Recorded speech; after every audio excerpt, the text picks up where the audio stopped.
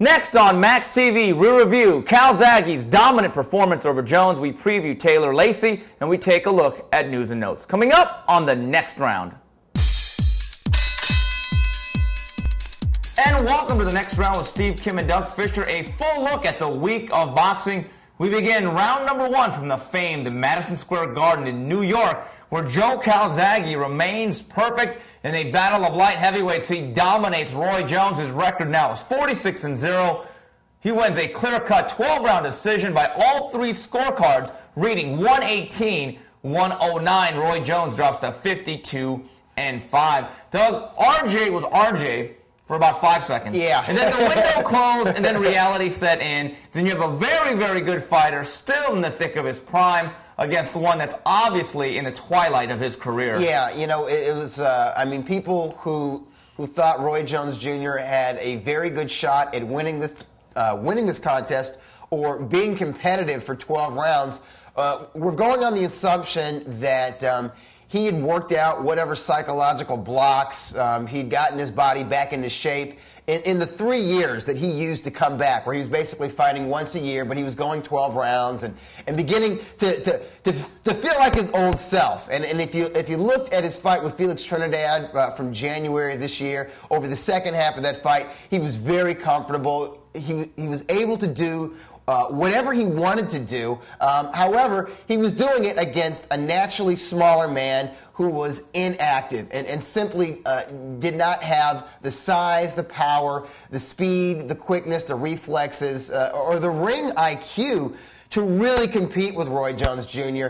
Joe Calzaghe, I don't think he's absolutely in his prime, Steve, but he's much closer to it than Roy Jones Jr. And Calzaghe fought a Calzaghe fight from the first round on, and that was enough to basically dominate Roy Jones. I thought Joe Calzaghe gave Roy Jones opportunities to counterpunch and to time him, but the very simple reality is this. Joe Calzaghe may be a slap hitter, but he's a slap hitter that can still pull the trigger time and time again.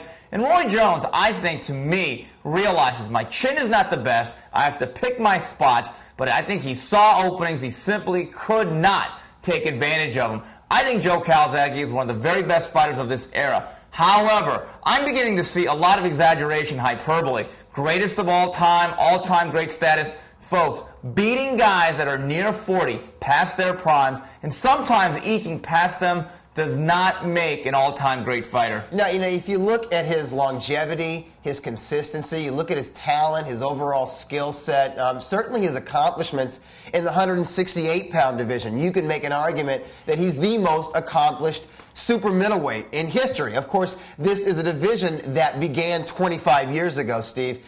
He's definitely a first ballot Hall of Famer. No doubt. What people are see, I was more impressed with what he did in 2007 by beating Mikkel Kessler and basically unifying all the major world titles at 168 pounds than what he's done as a light heavyweight against a 43-year-old Bernard Hopkins and a 39, very close to 40-year-old Roy Jones Jr. However, Jones Jr. and Hopkins are basically household words here in the U.S., not Mikkel Kessler.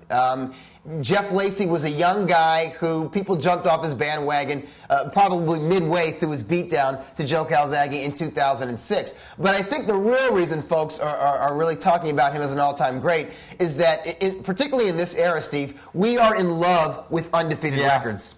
I think it's as simple as that. If he did not have an undefeated record, I don't think folks would throw around the word great with Joe Calzaghe. I think Joe Calzaghe, for the first two-thirds of his Hall of Fame career, it was every bit as much about Joe Calzaghe as it was about a promoter by the name of Frank Warren, who judiciously moved him perfectly and then put him in position. Listen, if he would have beat Bernard Hopkins in early 2000s and Roy Jones in, let's say, 2003, then I'm talking top 5 fighter of all time. Folks, he did it in 2008. Now, looking at Joe Calzaghe, I still think he's one of the 3 or 4 best fighters in the world pound for pound. I think he has a lot left. Here's the problem. What mountain does he climb? There aren't a lot of over-the-hill or past their prime Hall of Famers who are in America to beat anymore. I think his best challenge is a fight that he'll never take. That guy is Chad Dawson. Yeah, Chad Dawson is that's the only guy that I would pick to beat. Maybe I would probably make Joe Calzaghe Glenn Johnson an even fight, or I would slightly favor Joe Calzaghe. Wow. Yeah, now I think Johnson has a style that would. Yeah. Come on, we know it. He bothers everybody. Yes, he bothered the hell out of Chad Dawson. But I think the 12 rounds that Dawson went with Johnson forced him to grow up in many ways. I think it made him a more battle-tested young fighter, and I really feel that Chad Dawson emerged in his 12-round dominant points win over Antonio Tarver just a few months ago, Steve. He showed me in that fight that he has the tools to beat any 175-pound fighter in the world, any 168-pound fighter, and I think he can make super middleweight. But that is a real fight. That is the only guy right now I would decisively pick to beat Joe Calzaghe. And this tells you how good Joe Calzaghe is, because, Steve, he's 36 years old. He's going on 37. You know, I think that I don't see Chad Dawson dominating Joe Calzaghe the way he did Antonio Tarver. It's just a matter of styles. But I tell you what Chad Dawson has that Roy Jones doesn't have: a pair of young legs. Yeah. Roy Jones had the speed and reflexes, at least early in the fight, to catch Calzaghe and even drop him and hurt him in the first round. What he didn't have was the legs to stand with him in the center of the ring. So he would go back to the rope, Steve, in order to cover up under that swarm of heavy slaps. If he was able to stand in the center of the ring and go in and out, he could avoid those punches without having to cover up against the ropes. The problem with Roy Jones is his defense these days, his legs are out of the equation. With Chad Dawson, his legs are a part of the equation. He's every bit as fast as Roy Jones. He's very fluid. He has the speed, the reflexes, the hand-eye coordination, but he also has the activity that Joe Calzaghe has. That's why this is a tremendous fight. Hand speed is the equalizer for Chad Dawson against Joe Calzaghe. Roy Jones has hand speed in bursts. More like 1- and 2-punch bursts. There you go. Joe Calzaghe can throw 15, 20-punch combinations. I think right now Chad Dawson is the only guy that can match that activity with the foot speed needed to get in and out of position. There's no doubt when you look at Joe Calzaghe, in my opinion, if you look at accomplishments and consistency, he is by far the best fighter out of Great Britain and Europe, maybe in the history of the sport. I don't think he's going to retire, but Roy Jones should retire. Now, I thought it was very interesting when Roy Jones said, I'm going to go back to Pensacola, talk to my team, talk to my advisors, talk to my trainer, and see how I feel. Wait a minute, Doug. Shouldn't he ask himself how he feels? Nobody else knows how he feels except the guy that's actually in there. He should retire. I think if he's looking for a bunch of yes men and sycophants to say, Roy, you had a bad night, you'll get him next time, they're not being honest with him. Roy, unless he wants to go on that Coeur d'Alene, Idaho circuit, should not fight anymore. Yeah, well, I don't think if he wants to fight, obviously it's not for the money. He's not destitute. Obviously, it's not for his legacy because, listen, he's collected enough scalps in his time to where he is definitely a first ballot Hall of Famer. And there's still a few people out there, even after Saturday night, Steve, who will put the word great in front of his name. If he wants to keep fighting, it's because he likes it. He likes training. He likes the attention. He still gets a thrill from entering the ring, and I'm sure he feels great whenever he wins the fight, whether or not the opponent is considered a top 10 pound-for-pound player or not. I think the version of Roy Jones that we saw against Joe Calzaghe could beat a lot of the light heavyweights out there, even top 10 contenders, because there are guys who are very green out there. The thing is, who cares? Let's say he were to beat a Adrian Diaconu, Steve, and win a WBC belt, and that would still be a dangerous fight for him. But I wouldn't count Roy out against Diaconu. So what? It's another belt, and maybe he can collect a 7-figure payday. But he's done that. He's made his money. The thing is, he's been there and he's done that. There's really no mountains to climb for Joe Calzaghe, Steve, and he won the darn fight. There's definitely nothing left for Roy Jones Jr. Had he won the fight, well, then we could talk about the long-talked-about rematch with Bernard Hopkins. But not Calzaghe Hopkins. No, we don't care to see that again. Without that rematch, there's nothing that's really, truly high-profile, or legacy-worthy for Roy Jones Jr. But let's, hey, if he still feels that he can fight, that he can go out there and acquit himself and not embarrass himself in the ring the way Mike Tyson did towards the tail end of his career, and it makes him happy. I say good luck to you, and I hope you stay safe. Here's the thing about Calzaghe. I think that he wants to fight again, though. I still feel as though that this guy is ego-driven. He feels he's the best in the world. He's going to find the challenge. I think at the very least, he has a farewell fight in his hometown of Wales. I think he takes that victory lap because you would figure he hasn't fought at home this year. Right. He beat 2 Hall of Fame names in America, and I think it's time that he stamps himself as, hey, because I've never been as popular as Lennox Lewis, Frank Bruno, and certainly not as popular as Ricky Hatton, but I'm the best guy. I'm the one who has not let you down. It's time that I have a victory lap. Well, and Steve, let's not forget, this is the year that he gained acceptance, even if it's grudging, here in the United States. He did not have that even last year. And I thought he really proved himself in 2006 and in 2007. I thought he did all that any champion could be asked of himself. I mean, he won all of the titles. He took on young, hungry, undefeated title holders who had a lot of momentum going into those bouts. But this is the year where he got the names on his resume, and now he actually has a little bit of name recognition here in the United States. Well, that goes a long way back on his side of the pond. And Doug, about the undercard, the less said, the better. I'm not going to mention any of the fights. Quite frankly, they were putrid. This is what happens when you don't have real promoters. I know that the undercards do not sell a single unit of pay-per-view, but for the diehard fans to exploit them in this manner, and then to have the main event start till 8:45 or midnight on the Eastern Pacific or Eastern time, I think to me it was horrendous. Bad fights, they took too long. The bottom line is this. Listen, we're not asking you to put on Mo Block or Simon Brown anymore, but hey, fellas, you can do better than this. Yeah, well, you shouldn't make the people who are paying $50 a pop suffer. You shouldn't make it difficult to watch boxing. What about the people that paid $600, $700, $800, $900 for a ticket inside the arena? Yeah, well, buyer beware. But yeah, it's not fair. It's not fair to make fight fans suffer, whether they're in the arena or watching on TV, by putting together fights that have absolutely no meaning, or on paper they're absolute mismatches. You know, and fights that just drag on. I mean, if you're going to make a fight that you know is going to go 8, 10, or 12 rounds, can it at least be competitive or compelling or entertaining? I don't care if the guys are freaking journeymen, Steve. If they're in there slugging away, I mean, give us something that's worth watching. We didn't see prospects. We saw suspects. And we saw Joe Calzaghe remain undefeated. We come back. Round number 2 the next round. We take a look at Lacy Taylor. And we're back on the next round. Steve Kim, Doug Fisher talking boxing. Round number 2 from Vanderbilt University. We'll see you at the crossroads. Super middleweights in action.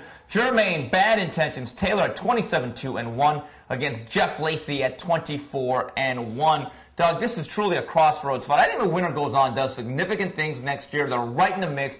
The loser, I think, becomes nothing more than a name opponent. Interesting to me, and I was looking at the record as I'm writing this down.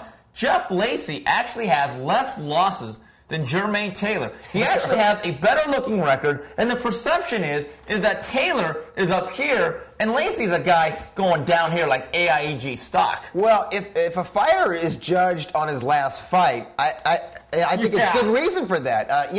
Earlier this year, I believe it was February this year, Jermain Taylor put in a very solid performance, going 12 rounds with Kelly Pavlik. He was very competitive in that fight.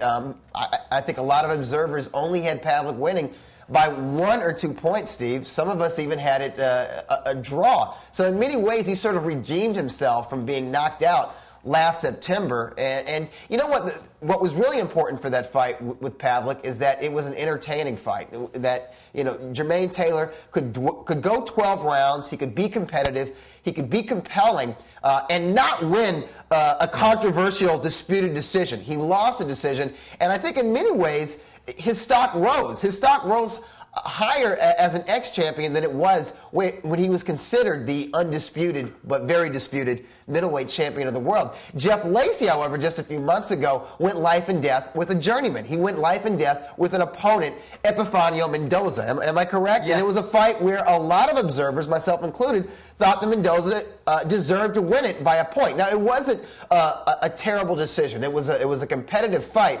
But the fact of the matter is Jeff Lacy looked like he was trudging through quicksand for much of the fight. He wasn't able to really pull the trigger, and he got buzzed repeatedly against a guy who, at this stage of his career, is no longer a dangerous type fringe contender. He is a journeyman. I'll say it right now. I think Jermain Taylor looks as dominant in the ring as he has since Daniel Edward back in, I believe, February of 2005 at the Staples Center. I like his reflexes, his speed, and I also believe in talking to him last week, he's at a good place. I think this little mini vacation was exactly what he needed. I think he's rejuvenated. I think he's motivated. And with Jeff Lacy, just reading some of the comments where he pulled out of this fight, he announced his retirement for about 15 minutes. All right. You get the sense boxing is now that marriage that he absolutely hates. Yeah. He hates to go home. He hates to see the in-laws. Doesn't even really like the wife that much. And just looking at Jeff Lacy, and you talked about the way he looked physically, he looks like a real heavy, muscle-bound guy, really stiff,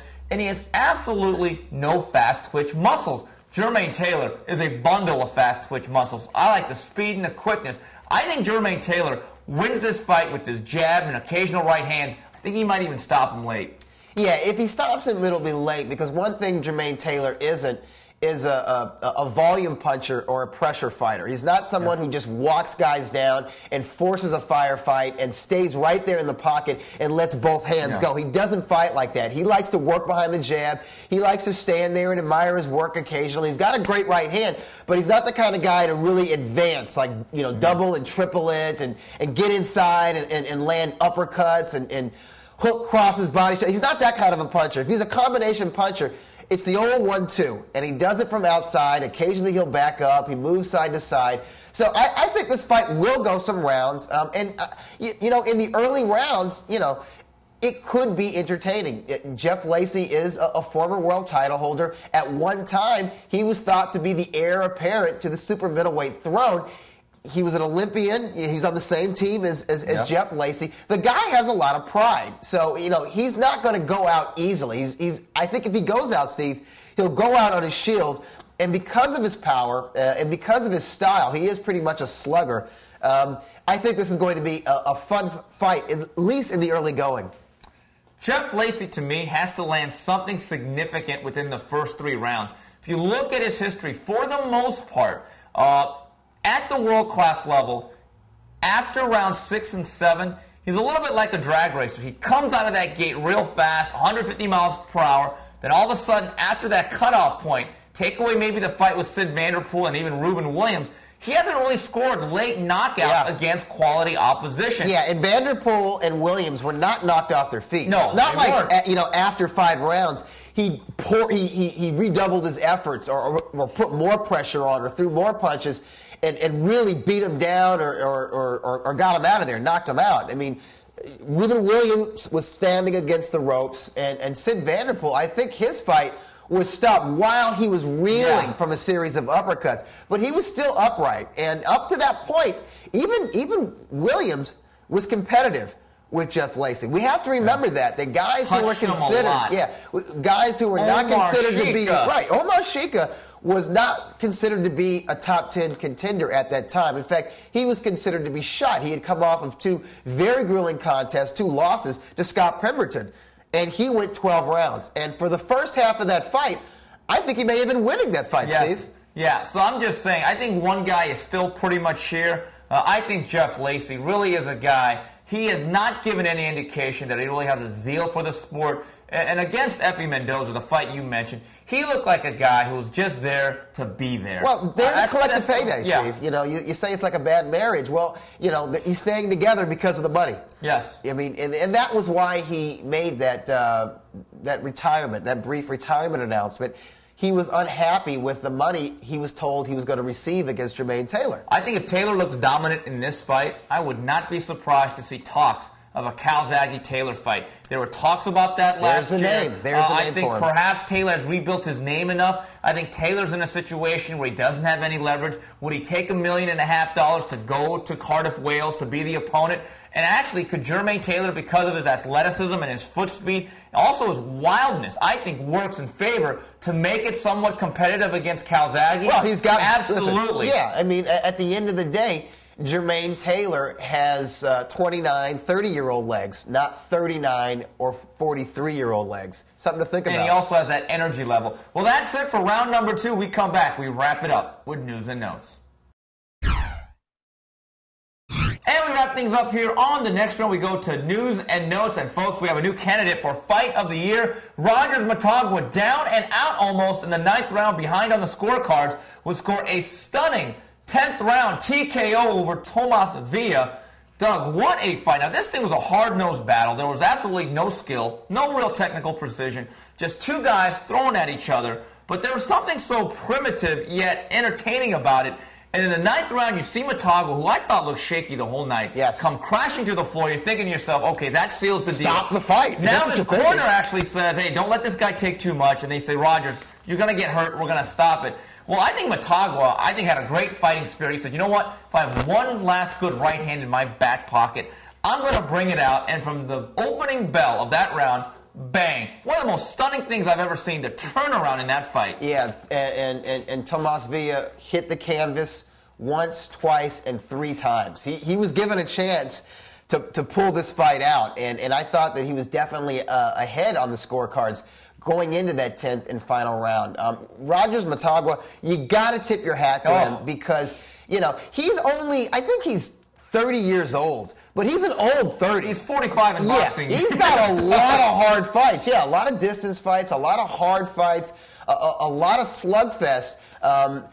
Not quite to the level that we saw this past Friday night, but fights where his body and his brain took a lot of damage. So I was actually concerned about him. Really from the mid-rounds on, because Matawa set the tone and tempo for this fight from the opening bell. From the very first round, he went out there lobbing wild right hand haymakers and left hooks, and Tomas Villa came right back at him. But Tomas Villa had steadier legs. Yes, he did. I think he had a sturdier chin, and he threw his punches with more precision. He threw straight punches that hit the mark more often than Matawa. But Matawa's heart and his will kept him in this contest to the point where when Matawa finally went down, because he was teetering and tottering throughout the bout, when he finally went down in the 9th round, I was saying to myself, hey, Rocky Burke, that was the referee, stop this contest. Now you have a reason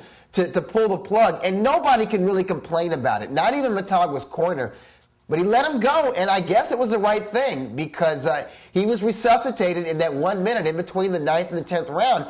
And the drama of pulling this fight out of the hat is what makes it truly a special fight. If it wasn't for the fact that Vasquez Marquez 3 took place in early March of this year, Steve, I would have no problem saying this is probably the fight of the year for 2008. I mean, this was so exciting. Even Russell Peltz got excited. And Russell Peltz never gets excited. Yeah, he's actually on his feet. And by the way, that's his fighter. Yeah, Matawa. Here's the thing about Matawa. It's great that he won. I think now the onus is on Russell Peltz and the rest of that management to get him the biggest fight possible. Rogers Matawa's shelf life is very, very short. I agree with you. I thought his legs and his balance looked very bad. He also had that look of a jaded fighter looking into his eyes.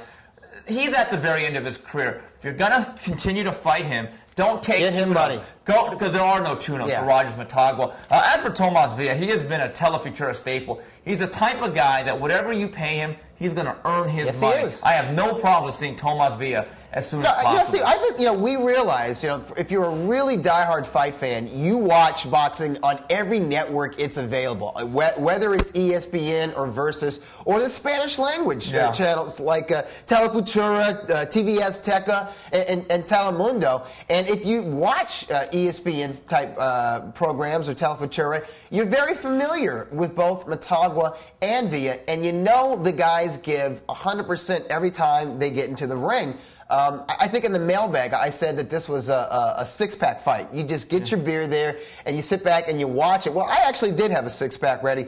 I think I drank half a beer, Steve, because I was so compelled. I was so entertained by what I was seeing on TV. And I even tried to keep score for about 3 rounds. And after about 4 rounds, I said, to heck with it. I'm enjoying this fight too much to sit here and take notes on it. I'm just going to sit back and watch it. And you know what? In the 9th and 10th round, I wasn't sitting down. Yeah, and the other 5.5 beers should have been used for Saturday night's pay-per-view. Yeah, just to date myself. Yeah. Another championship defense for Mr. King Arthur. The IBF middleweight title does not switch hands. Arthur Abraham with a TKO on 6 over Raul Marquez. Doug, did Raul Marquez just say, you know what, I don't want to box anymore. It's the end of my career? Yeah, I think he realized that he couldn't win.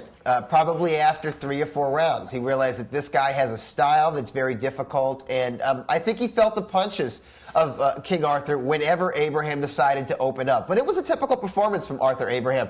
Very economical, very effective. He is the kind of guy who's going to grind his opponents down. Very seldom are you going to see him just suddenly blast a guy out of the water if that fighter is not a second or third tier fighter. What we saw earlier this year against Edison Miranda, that I don't want to call it an aberration, but that's not the typical championship performance of Arthur Abraham. He's the kind of guy who is going to outbox you and slowly wear you down over the second half of the fight. I think Marquez and his corner saw the writing on the wall. They said, you know what? We're going to take a beating late in this fight. Let's pull the plug. Taking a look at the fight preview, Tuesday night from Hollywood, Florida, Glenn Johnson takes on Aaron Norwood. Also on this card is the return of Edison Miranda versus, on Thursday night from Providence, Rhode Island, the contenders return. Peter Manfredo takes on Saki Obika, and Cornelius Canine Mundridge takes on Grady Brewer. Then Saturday in London, England, David Haymaker takes on Monty Barrett. Doug, going back up top, Glenn Johnson, you know what I love about him? He is still a construction worker at heart. Here's a guy that's not going to just sit around and bitch, cry, and moan that I can't get a date on HBO or Showtime. The guy goes out and earns a living. He'll bitch, cry, and moan about a decision he felt should have gone his way. And justifiably so many times. Yes, but he's not going to rest on his laurels. And I like that. I don't think it's a sin to lose a fight, particularly when you lose in the fashion that Glenn Johnson loses. He never loses in decisive fashion, at least not for the last 5 or 6 rounds.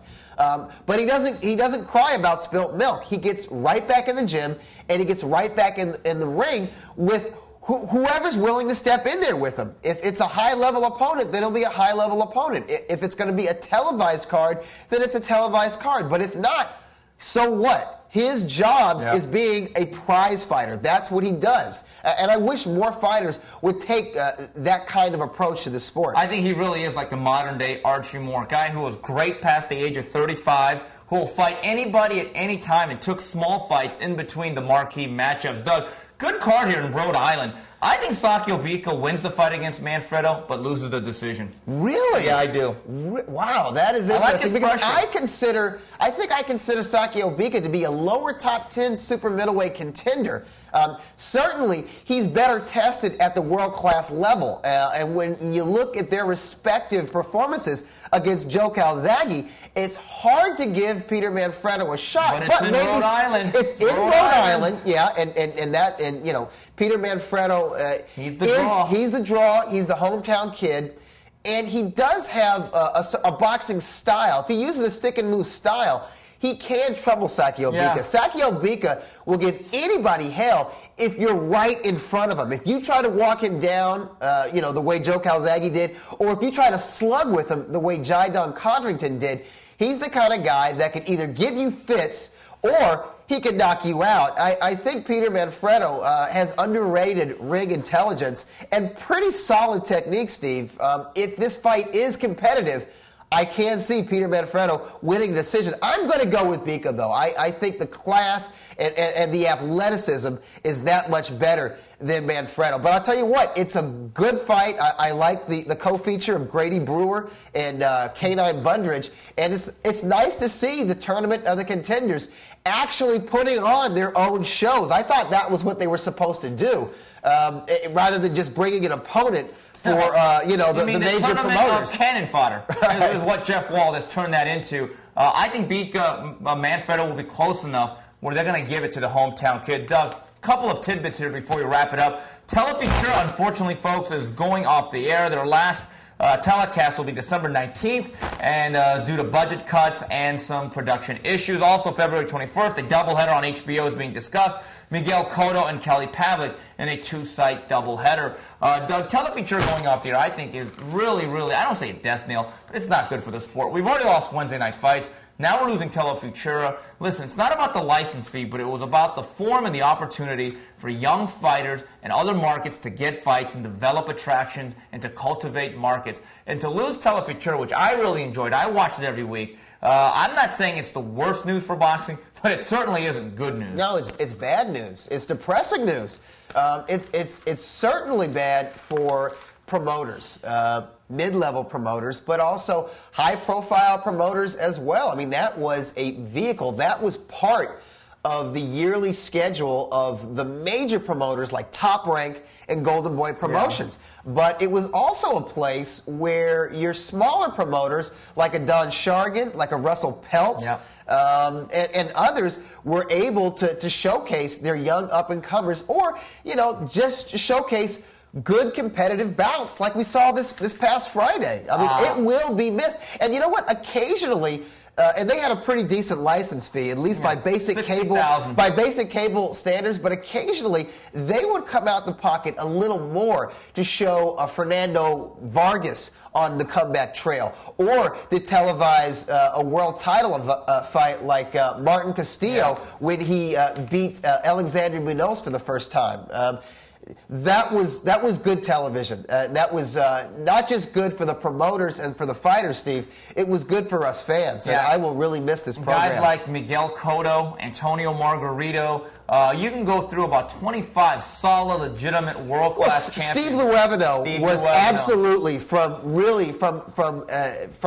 prospect to contender until he won his world title. He was a Telefutura staple. He owes his professional development, in part, of course, to his manager Cameron Duncan and to Top Rank, but in part to Telefutura. Yeah, and you even got to see guys like Mike Jones, who I think is one of the very bright welterweight prospects. He'll be making his last appearance, unfortunately, December 5th. I've been told certain companies are already making contingency plans. This was not something that came out of the blue. This had been rumored for a while. David Downs, the president of Univision Sports, who really loved this program, had told everyone, guys, this could be in the offing. Be prepared. I've been told maybe a network like TV Azteca could be feeling the breach. And by the way, folks, you do have TV Azteca. You just don't know it. So once that comes about, look for it on your cable guide, and you'll have weekly Friday Night Boxing. Well, that's it for this week's edition of TNR on behalf of Doug Fisher and the rest of Max Boxing. Till the next round, goodbye, everybody.